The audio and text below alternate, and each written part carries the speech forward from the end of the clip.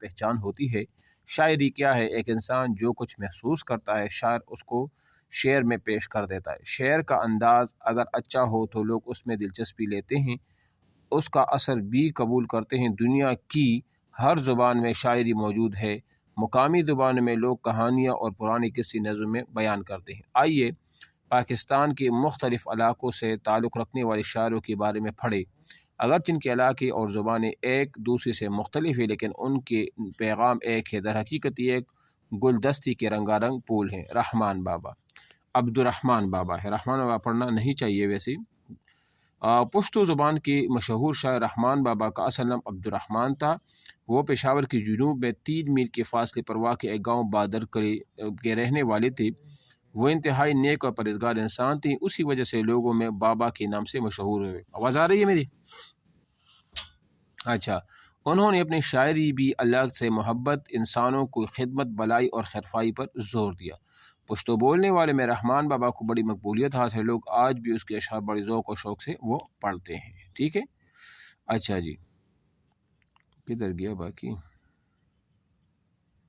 ہاں جی، اس کے بعد ہے شاہ عبداللطیف بٹھائی، یہ والا ہے نا؟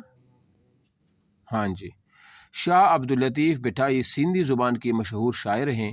وہ منیاری کے قریب بالا حویلی نام کے ایک گاؤں میں پیدا ہوئی۔ ان کی عمر کا زیادہ حصہ پٹ گاؤں میں گزرا، اسی نسبت سے بٹھائی کہتے ہیں۔ بٹھائی نے سندھ کو لوک کہانیوں کی نظم شکل میں بیان کیا۔ ان نظموں میں اللہ تعالیٰ کی قدرت، حکمت اور رحمت پر بھروسہ کرنے کی تعلیم دی گئی ہے۔ ان کی شاعری عام و خاص پر اثر کرتی ہے۔ اہم بات یہ ہے کہ ان کے کلام میں مسلمانوں کے ساتھ غیر مسلم بھی برابر دلچسپی لیتے ہیں۔ ان کی نظمیں آج بھی سندھی بچوں کو جھولی میں سنائی جاتی ہے۔ ان کی شاعری سندھ کی گوشے گوشے میں بڑی ذوق و شوق سے پڑھی اور سنی جاتی ہے۔ یہ کون تھا؟ شاہ عبداللطیف بٹھائی۔ ٹھیک ہے، اچھا، اس کے بعد ہے لوگ یہ دیکھیں گے نا، نیچے بھی لکھا ہوگا کہ یہ کون سی ہیں۔ اب اس کو پہلے پڑھ لیتے ہیں پھر اس پہ بات کر لیتے ہیں۔ بلے شاہ، بلے شاہ پنجابی زبان کے نامور شاعر ہیں۔ بلے شاہ کا اصل نام سید محمد عبداللہ شاہ تھا۔ یہ ذہن میں رکھ دے کہ شاہ عبداللطیف بٹھائی سوال ہو سکتے ہیں، تو یہ سندھی زبان کے وہ شاعر تھے، اور یہ جو دوسرے ہیں نا بلے شاہ، یہ پنجابی زبان کے شاعر تھے۔ ٹھیک ہے، اصل نام عبداللہ شاہ تھا۔ ان کا تعلق بہاولپور کے گاؤں اچ گیلانیہ سے تھا۔ بعد میں ان کا خانہ سائیوال میں آباد ہو گیا۔ یہاں سے کچھ عرصے بعد بلے شاہ قصور آئے۔ آپ کا تعلق مشہور بزرگ حضرت شیخ عبدالقادر جیلانی کے خاندان سے تھا۔ بلے شاہ نیک، عبادت گزار اور پرہیزگار انسان تھے۔ وہ فارسی اور عربی زبان بھی جانتے تھے۔ انہوں نے اپنی شاعری میں اللہ تعالیٰ کی حمد بیان کی اور لوگوں کو اللہ تعالیٰ کی اطاعت کی طرف بلایا ہے۔ بلے شاہ کا کلام کئی مرتبہ شائع ہو چکا۔ اہل پنجاب ان کی شاعری کو بہت پسند کرتے ہیں۔ مستوکلی رحمۃ اللہ علیہ کی شاعری، یہ جو مستوکلی یہ بلوچی ہے۔ یہ سوالات اہم ہیں، یہ ذہن میں رکھ لیا کرے۔ بلوچی زبان کے معروف شاعر مستوکلی کا اصل نام توق علی مست ہے۔ مستوکلی کا آن شہر سے تقریباً 5 کلومیٹر کے فاصلے پر مارک بن نامی علاقے میں پیدا ہوئی۔ وہ بچپن سے بکریاں چراتے رہے اور اس پیشے پر فخر کیا کرتے تھے۔ انہوں نے اپنی شاعری میں اللہ تعالیٰ کی حمد و ثنا بیان کرنے کے ساتھ انسانوں سے محبت کا بھی پیغام دیا۔ ان کے علاوہ انہوں نے بلوچ روایات پر بھی نظمیں کہی۔ اس وجہ سے انہیں بلوچستان کے بلبل کے نام سے یاد کیا جاتا ہے کہ بلبل بلوچستان کی بلبل۔ اگر سوال آ جائے کہ کس کو بلوچستان کے بلبل کے نام سے یاد کیا جاتا ہے، کون سے شاعر ہے، تو وہ شاعر مستوکلی وہی ہے۔ ٹھیک ہے نا۔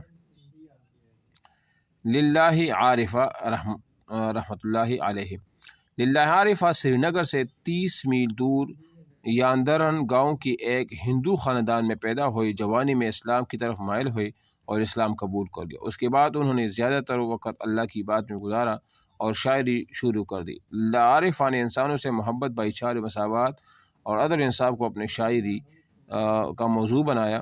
للہ عارفہ کشمیری زبان کی پہلی صوفی شاعرہ ہیں۔ مسلمانوں کے ساتھ ساتھ ہندو بھی ان کے کلام میں دلچسپی وہ لیتے ہیں۔ بابا چلاسی دامت برکاتہ، تو یہ مطلب زندہ ہیں۔ شاہ زبان کے مشہور شاعر اور صوفی بزرگ بابا چلاسی کا اصل نام غلام النصیر ہے۔ وہ گلگت بلتستان کے علاقے چلاس کے ایک نواحی گاؤں پنوتک میں پیدا ہوئی۔ وہ دینی علوم میں مہارت رکھتے ہیں۔ انہوں نے اپنی شاعری میں اللہ تعالیٰ سے تعلق بنانے اور دین پر عمل کرنے کی تعلیم دی ہے۔ انہوں نے 5 زبانوں شنا، عربی، فارسی، اردو و پشتو میں شاعری کی ہے، لیکن شنا زبان میں شاعری ہی ان کی اصل پہچان بنی۔ شاہ زبان میں ان کی شاعری کی وہ کتابیں چھپ چکی ہیں۔ ریڈیو پاکستان سے ان کا کلا ایک طویل عرصے سے نشر ہو رہا ہے۔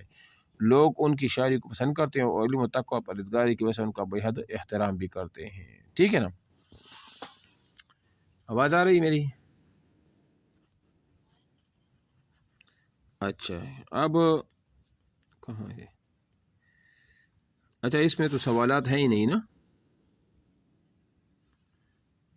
تلفظ سیکھے، آتے ہیں جو کام دوسروں کے، تلفظ وہ سیکھیے۔ کورونا، وبا، لپیٹ، ماس، یہ کیا ہے؟ نجی کیا ہے؟ سنسان اور قید۔ دیکھتے کورونا وبا آئی اور پوری دنیا میں وہ پھیل گئی۔ ہمارا پیارا ملک پاکستان بھی اس کی لپیٹ میں آ گیا۔ مریضوں کی تعداد اتنی زیادہ وہ ہو گئی، اسپتالوں میں تل دھرنے کی جگہ نہ رہی۔ وبا کو پھیلنے سے روکنے کے لیے حکومت نے اسکولوں کی چھٹیاں کر دی اور تمام سرکاری اور نجی ادارے بند کر دی۔ لوگ گھروں میں قید ہو کر رہ گئے۔ گلی کوچی ویران اور سڑکیں سنسان تھی۔ بعض لوگوں کے گھروں میں کھانے پینے کا سامان ختم ہو گیا۔ خاص طور پر غریب لوگوں کی زندگی بہت مشکل ہو گئی۔ ایسے حالات میں ایک دن احسان کے گھر کے دروازے پر دستک ہوئی۔ احسان کے ابا جان صدیق صاحب گھر سے نکلے۔ احسان بھی ان کے ساتھ تھا۔ باہر 2 افراد منہ پر ماسک چڑھائے اور دور دور کھڑے تھے۔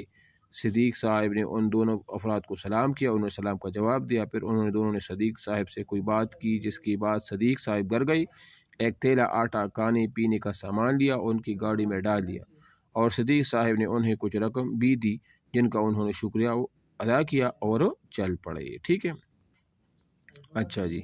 احسان یہ سب کچھ دیکھ رہا تھا۔ اس نے صدیق صاحب سے پوچھا، ابا جان یہ کون لوگ ہیں؟